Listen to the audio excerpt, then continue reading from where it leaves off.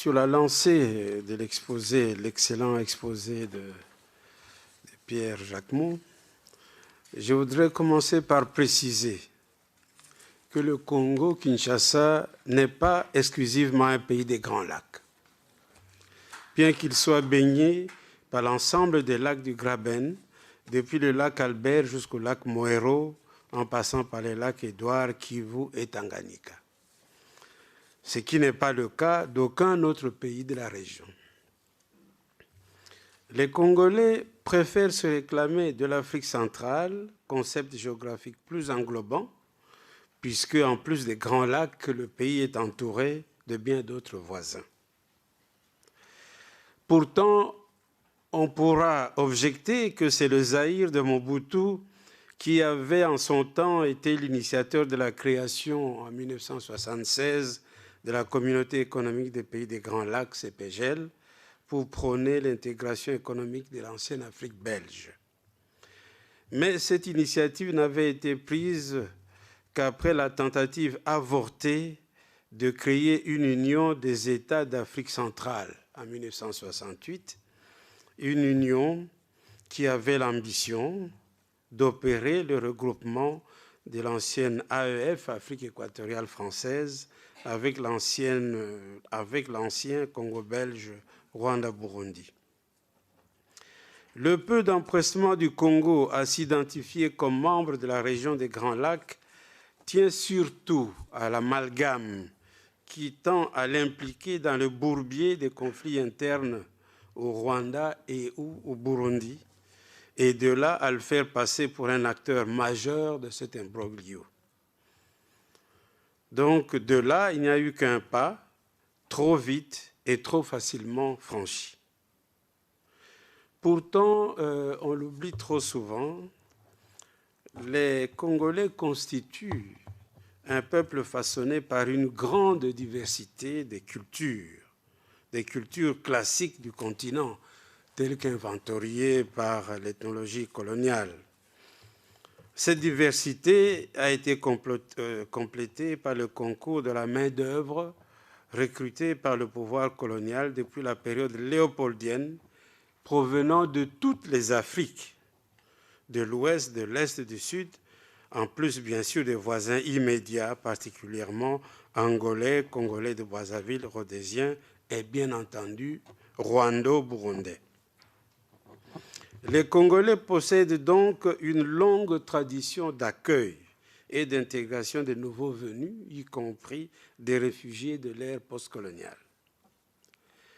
Mais rappelons d'abord les fondamentaux d'ordre géographique et historique.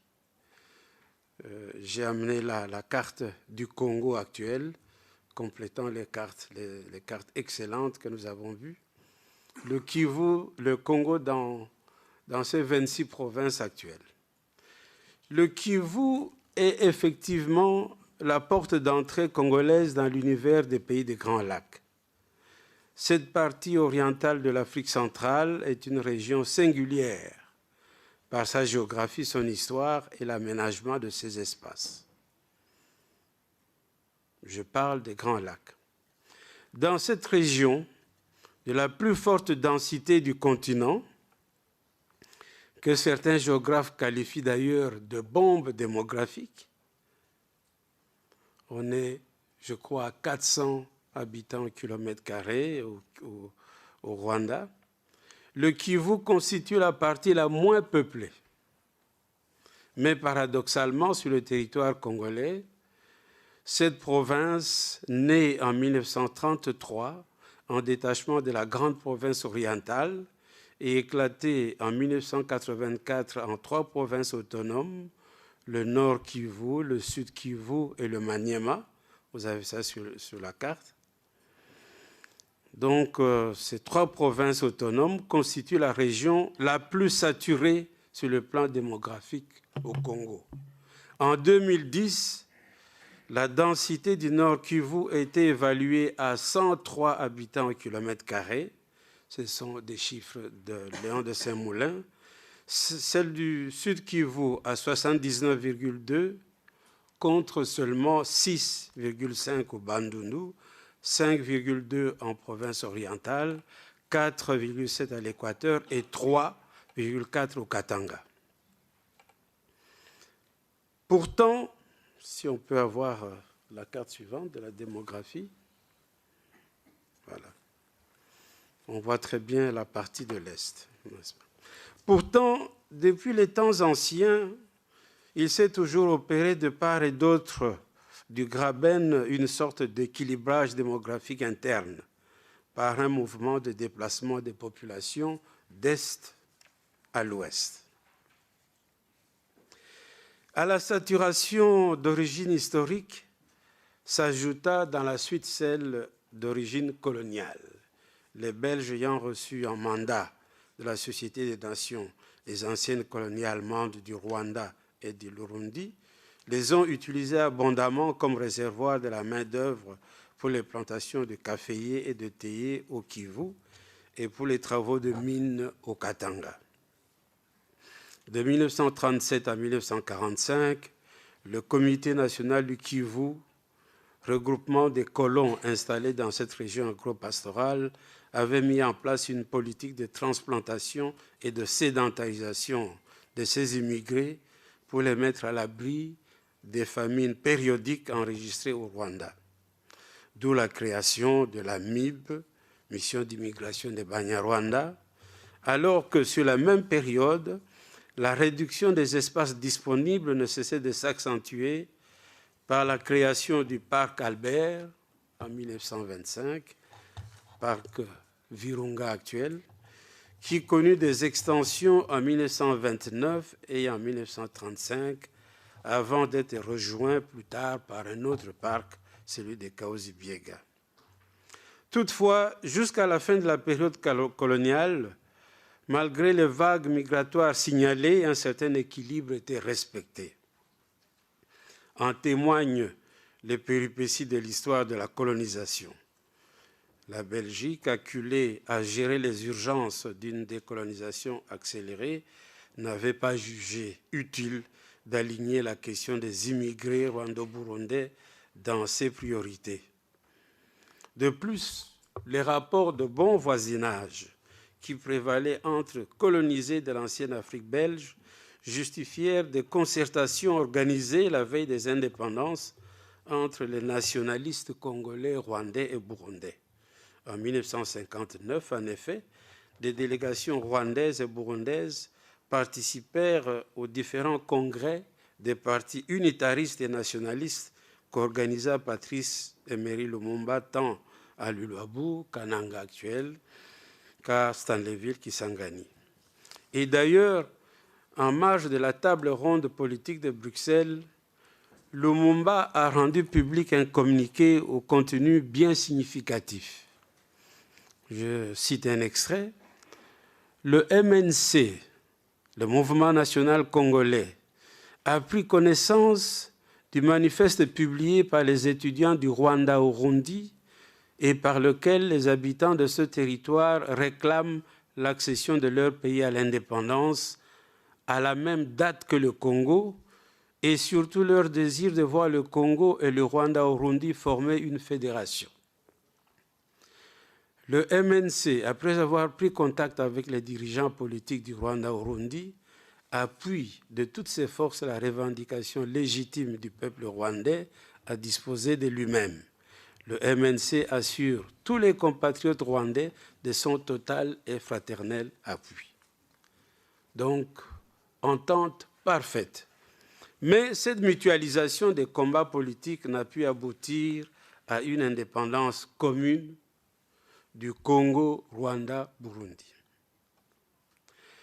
Sur terrain, une crise de type nouveau commença à apparaître à l'ère de la décolonisation par l'accélération des flux migratoires rwandais et accessoirement burundais et par la position dominante que les immigrants se mirent à revendiquer.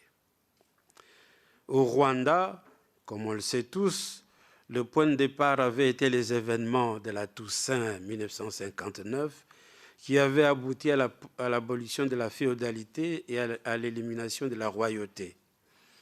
Le Parmehutu de Grégoire Kayibanda, le futur président de la République, à la base de ces révolutions, inaugura de la sorte l'exil massif des Tutsis vers le Congo, mais aussi vers l'Ouganda et le Burundi.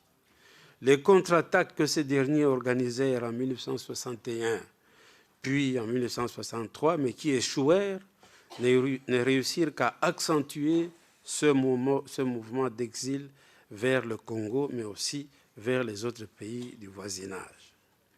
La défenestration des Kaïbanda par Habyarimana en 1968 n'apporta qu'un changement dans la continuité du mouvement d'exil des Tutsis. Au Congo, cette diaspora rwandaise fut intégrée. Certains de ces ressortissants occupèrent de hauts postes dans les structures hiérarchiques de l'État.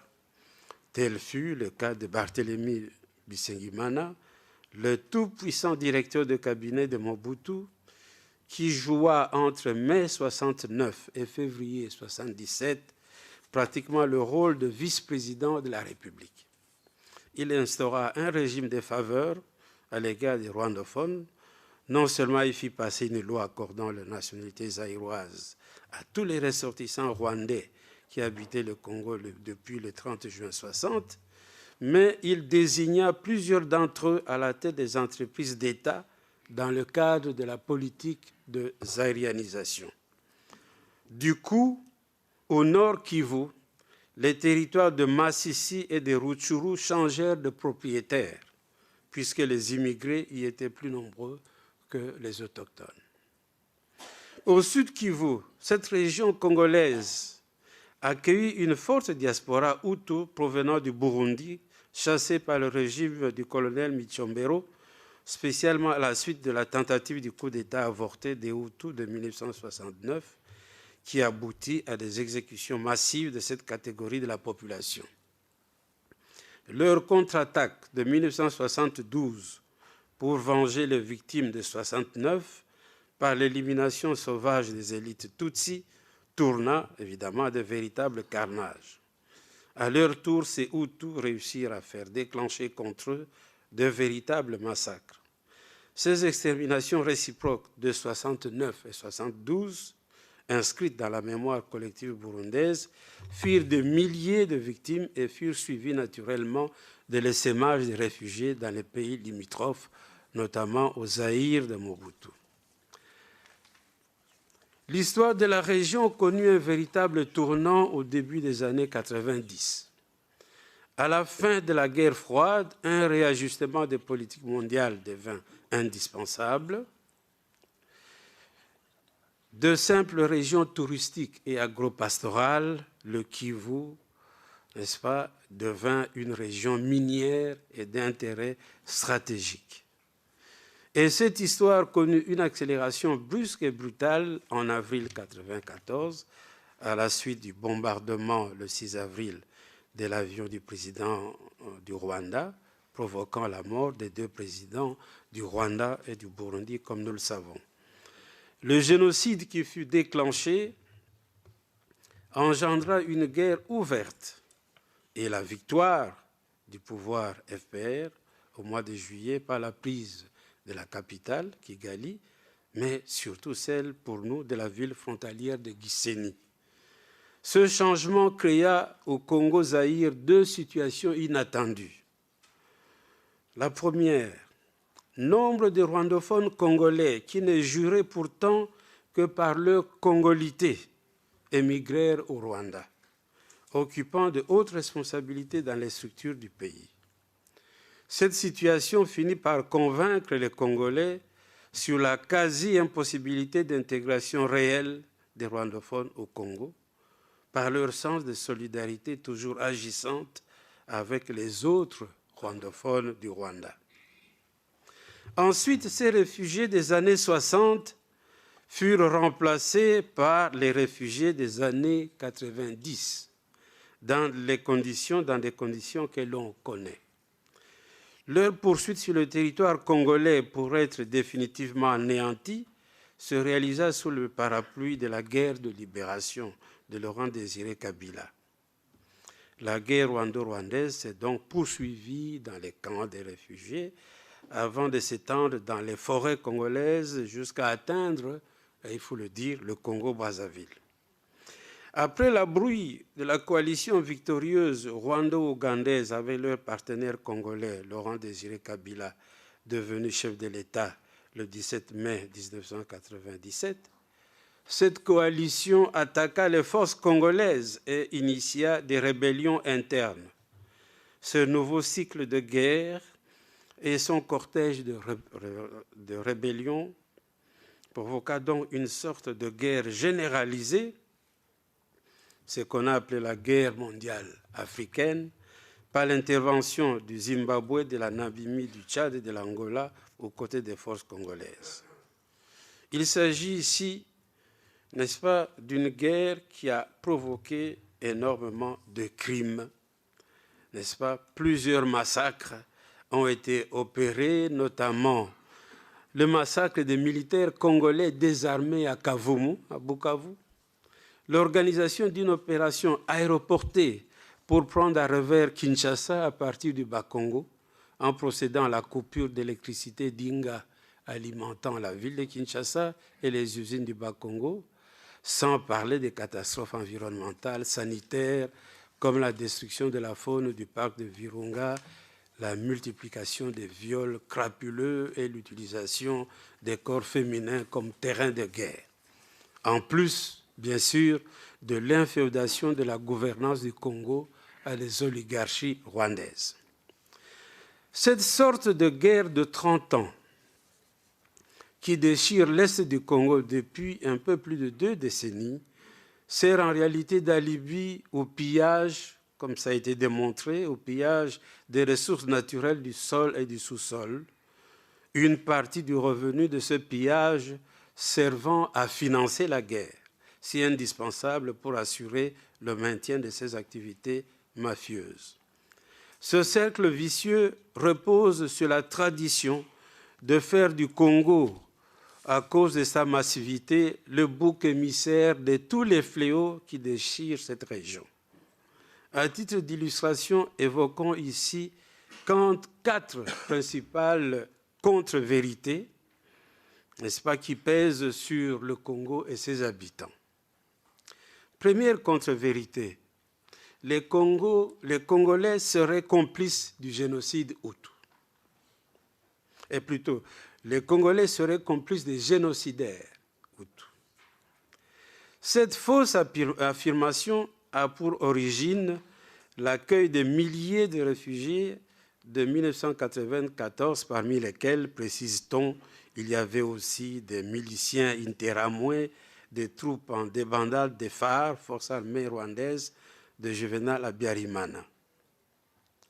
Pourtant, l'épisode historique de la gestion de ces camps de réfugiés est connu. On sait que le gouvernement congolais de l'époque, présidé par le Premier ministre Kengo Wadondo, avait décidé du rapatriement immédiat de tous les réfugiés.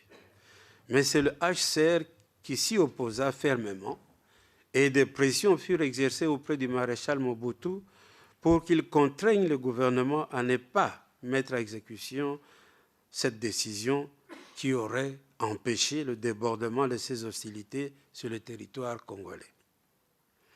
Il va sans dire par ailleurs que cette démarche ne relevait évidemment d'aucune prise de position identitaire pour privilégier les Hutus au détriment des Tutsis.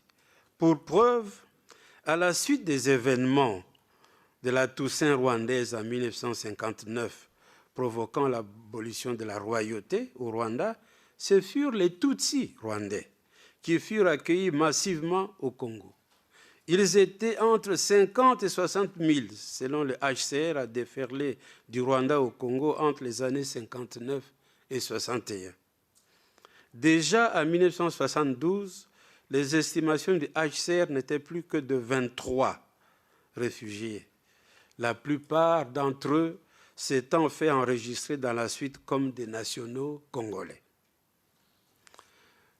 Deuxième contre-vérité, les Congolais seraient racistes.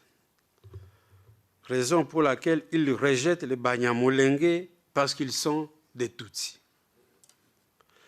En fait, l'affaire Banyamulenge est celle-là même qui a servi de prétexte en 1996 à la guerre du Rwanda au Congo. La confusion qui règne autour de ce terme traduit simplement le désarroi des Congolais face à une situation devenue explosive autour des enjeux fonciers et des pressions démographiques multiformes et incontrôlables d'origine rwandaise. Le terme Banyamulenge a surgi vers le début des années 70. Les immigrants rwandophones des plateaux de l'Itombwe dans le sud Kivu l'ont mis en honneur pour faire prévaloir leur antériorité sur le territoire congolais et s'efforcer de se différencier des vagues migratoires qui ont suivi, particulièrement à l'âge postcolonial.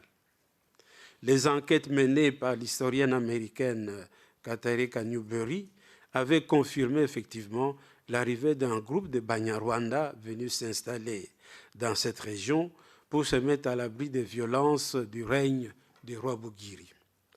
Mais jusqu'aux années 70, reconnaît un des principaux leaders du groupe, je cite Müller Ruimbika, leur dénomination était celle de Banyarwanda. L'option qu'ils avaient prise de se différencier des autres immigrants n'était pas nécessairement de pure façade.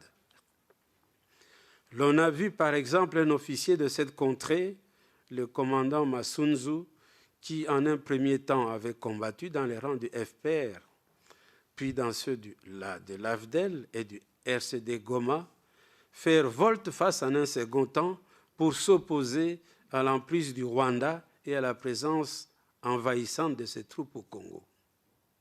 Mais il n'empêche que le résultat auquel a abouti de nos jours cette initiative sémantique de différencier ce groupe des autres immigrants est plus que décevant.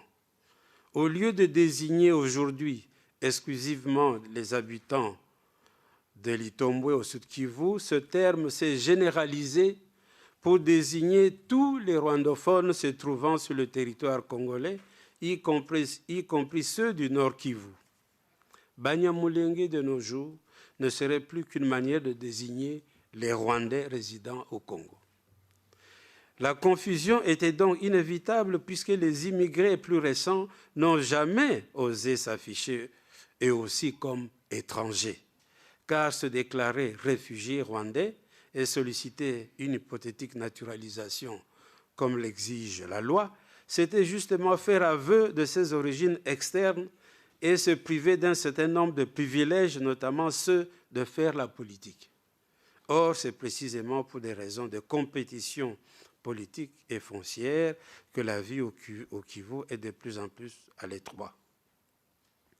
Donc, sans relever de la mauvaise foi, cette situation difficile, confuse et complexe demeure finalement un grand défi qui ne pourra se résoudre, à mon sens, dans la durée que si les ressortissants des deux pays concernés sortent du climat de violence et de ressentiment qui règne encore entre eux. Troisième contre-vérité, le Congo est à la base de la réduction de l'espace du Rwanda. Il existe un mythe du Grand Rwanda qui s'est développé dans la région et qui, depuis la fin des années 90, nourrit un imaginaire susceptible de pérenniser le climat de violence existant.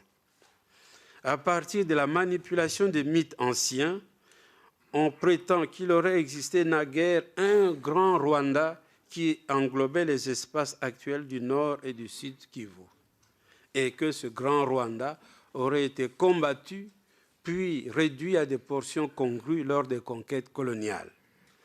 Cette nouvelle situation aurait été adoptée par la conférence de Berlin, puis après les indépendances par le deuxième sommet de l'OUA en 1964 qui a opté, comme vous le savez, sur le principe de l'intangibilité des frontières.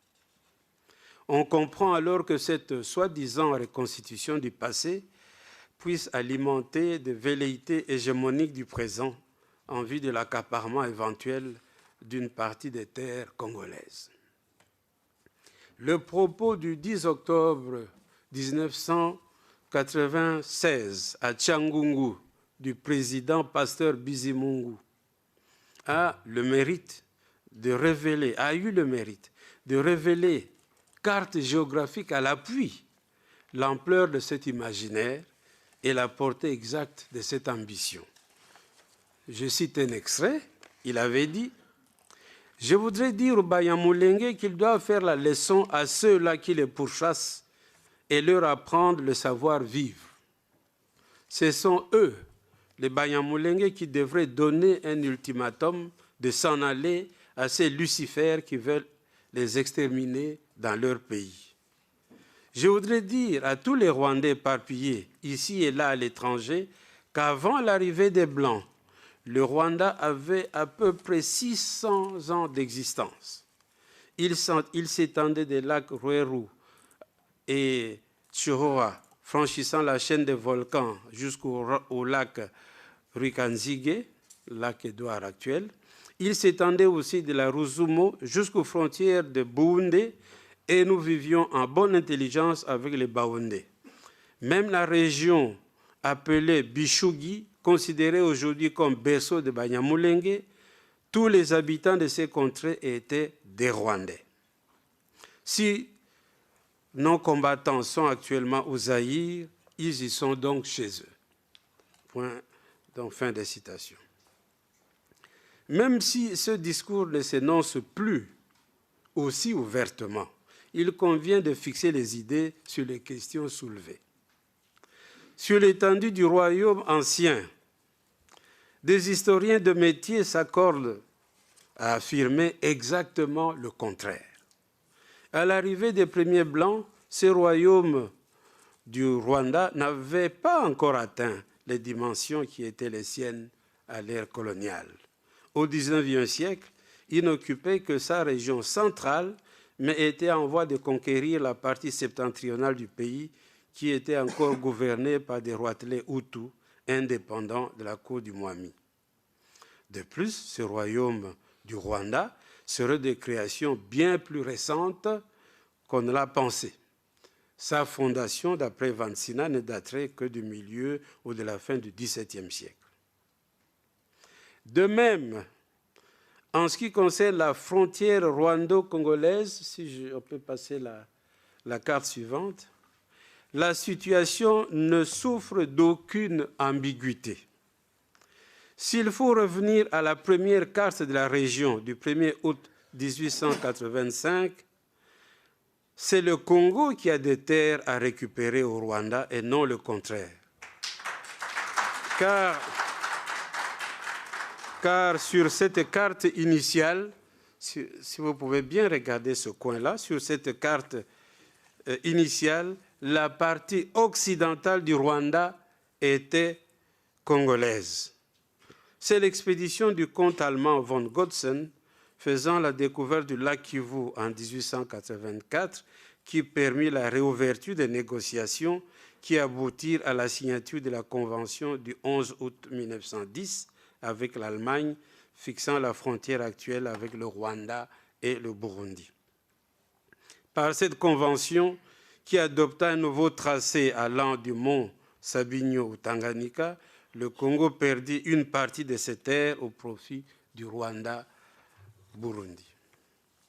L'instrumentalisation de l'histoire des conquêtes rwandaises au XIXe siècle est également une accumulation de malentendus et même d'erreurs.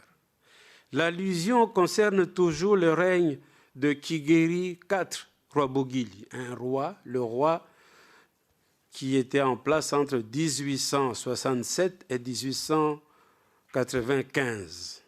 Avec ses 8 armées, ce roi aurait organisé 13 campagnes militaires à la base de l'extension et de la centralisation du royaume du Rwanda. Mais certaines de ces campagnes furent de simples expéditions de razzia pour s'emparer de l'ivoire, comme dans les forêts du pays de Tembo, sans être suivies d'une annexion effective. De même, Toutes ces campagnes ne furent pas toujours couronnées de succès, comme dans le sud contre le Burundi ou encore contre le Bushi, le pays des Bashi, à l'ouest. C'est d'ailleurs au cours de la dernière de ces campagnes contre les Bashi que ce roi tomba malade. Il trouva la mort en cours de route dans la barque qui le ramenait au Rwanda, sans avoir jamais étendu son pouvoir sur le Kivu. On était en septembre 1895, 10 ans après la conférence de Berlin. Quatrième erreur, on ne peut prétendre évidemment que les guerres et les pillages de l'Est du Congo trouveraient leur origine exclusivement dans des conflits intercongolais. De manière incontestable, ils tirent leur source essentiellement du transfert de la guerre rwando-rwandaise sur les rives occidentales des Grands Lacs. L'exigence de poursuivre des vaincus, l'exigence de poursuite des vaincus par les vainqueurs sur le territoire congolais fut à la base de la nécessité d'une couverture congolaise. Et on connaît les étapes de cette histoire, c'est clair maintenant. Ce fut d'abord l'identification des acteurs congolais capables de servir d'écran aux objectifs réels de la guerre, puis appui à la création de leur alliance par la signature d'un accord signé à Kigali, mais portant mention de l'Emera, une bourgade congolaise, finalisation des opérations de poursuite et de massacre des fouillards sous le signe d'une guerre de libération, élimination brutale du goulot d'étranglement que représentait Laurent Désiré Kabila.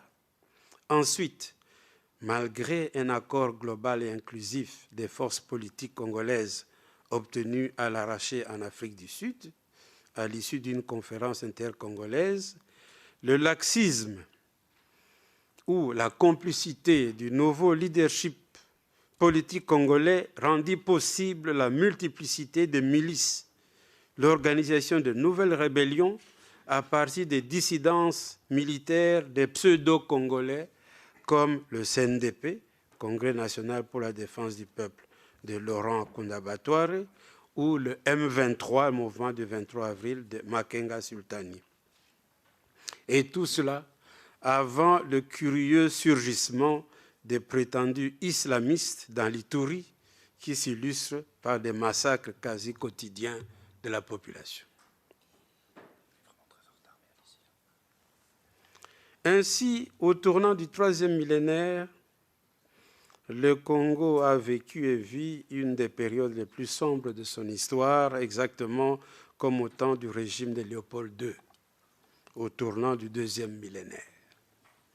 À cette différence que le calvaire du caoutchouc rouge a été remplacé par celui du coltan rouge. Aux Congolais, le devoir de tout subir et de se taire, pour emprunter cette expression à Monseigneur Catalico d'heureuse mémoire, s'est traduit effectivement par une avalanche d'exigences successives. Supporter de manière imprévue l'irruption des milliers de réfugiés Hutus, se laisser accuser de complicité avec eux, assister à leur massacre en s'interdisant de leur porter secours, se faire accuser d'être les auteurs de ces exterminations, ensuite assister à l'occupation de leur propre territoire et au pillage de ses ressources par des armées étrangères au motif qu'elles devaient continuer à traquer les génocidaires, tolérer l'infiltration de leur armée par ces forces étrangères, fermer les yeux sur l'instrumentalisation de leurs propres élites politiques, plus que jamais prisonnières de leur posture de prédatrices par procuration, et pour ne pas arrêter sur une si belle lancée, libérer une partie de leurs terres pour les rendre disponibles à d'autres mouvements de peuplement. Certains vont jusqu'à prédire l'implosion prochaine du Congo et préconisent d'accompagner ce processus jusqu'à son terme présumé. S'engager dans une telle option, c'est faire preuve évidemment de cécité historique et oublier que sur cet espace national, l'économie internationale a toujours eu tendance d'isoler la zone dite utile du reste du pays. afin de la soumettre à une exploitation intensive et sauvage. La démarche n'est pas nouvelle. Dans les années 60, elle avait même abouti à la sécession des zones utiles de l'époque, le Sud Kasaï et le Sud Katanga. Mais cette politique a des limites. D'abord parce que la localisation du Congo utile est mouvante et évolue dans l'espace suivant les produits en vedette sur les marchés mondiaux. Elle peut à l'avenir se placer dans le triangle des provinces Sankuru, Chopo et Chwapa au centre du massif forestier ou ailleurs et amener les capitaines de l'économie internationale à se concentrer sur ces terres-là. Ensuite, l'unité du Congo reposant à la fois sur la géographie et l'histoire possède des assises solides. Il s'agit d'un État bâti sur les 3/4 du bassin du fleuve Congo vers lequel évoluent ses multiples affluents. Et pendant ces 135 ans d'existence de l'État léopoldien à nos jours, ce Congo, Zaïre, puis Congo à nouveau, n'a été géré que comme État unitaire. Si donc, comme tout autre pays, il n'est pas à l'abri des forces centrifuges, il n'est pas facile non plus de le déstructurer. Que conclure? Bien, il est temps de mettre un terme au calvaire du pays bouc émissaire de la région des Grands Lacs. Et pour ce faire, 2 éléments doivent être retenus ici. Le premier, c'est d'opérer en urgence un réajustement de regard sur le dossier des violences des Grands Lacs, en contestant l'impérialisme des discours et analyses considérés jusqu'ici comme d'une pertinence indiscutable. Le Congo n'est pas la périphérie du Rwanda. De même, la condamnation des méfaits des incursions rwando-ougandaises au Congo ne constitue en rien une négation du génocide des Tutsis au Rwanda. Il s'agit de 2 histoires différentes, mais successives, l'une étant une excroissance de l'autre. Des victimes de ces tragédies se comptent dans tous les pays et elles ont droit à la même justice réparatrice. Et pour sortir des pièges d'une vaine opposition de surcroît stérile entre 2 histoires douloureuses et macabres, celle du Rwanda et celle de la RDC, un grand et fructueux débat s'impose, confrontant tous les regards et apportant tous les éclairages utiles. Un débat auquel devraient prendre part, me semble-t-il, non seulement les politiques et les experts, mais aussi les authentiques représentants des populations concernées. Le second élément est corollaire au premier. Pour couper court à la rwandophobie ambiante et revenir aux meilleures relations qui existaient entre pays riverains des Grands Lacs, il est essentiel que les maîtres du Rwanda et de l'Ouganda reconnaissent leurs torts, les torts qu'ils ont commis avec leurs armées au Congo, notamment pour les catastrophes humanitaires, sanitaires et écologiques qu'ils ont provoquées et le pillage des ressources naturelles du sol et du sous-sol qu'ils ont réalisé. Ces dégâts appellent réparation. Des tribunaux internationaux comme la Cour internationale de justice devraient s'en saisir. Une évaluation sommaire des méfaits commis uniquement par l'Ouganda, en comptabilisant les dommages à la faune, à la flore, aux personnes, aux services publics, en plus de ceux d'ordre macroéconomique, ainsi que les pillages et l'exploitation illégale des minerais, a abouti à une facture de plus de 16 milliards de dollars. Qu'en sera-t-il du Rwanda, dont l'occupation a été plus longue sur les espaces plus larges, avec des méfaits plus importants? Faire l'impasse sur ces crimes odieux, tout à l'heure, Mukwege parlait de 617, et s'engager de manière précipitée dans un prétendu processus d'intégration régionale de surcroît décrété d'en haut, ne serait qu'une manière d'accumuler des frustrations des populations, au profit des agendas cachés qui ne viseraient nullement leurs intérêts. La justice est donc non seulement indispensable, mais elle est aussi incontournable pour ouvrir la voie à une véritable paix dans la région.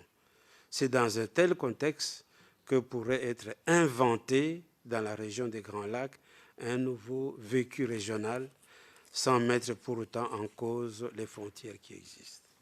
Je vous remercie.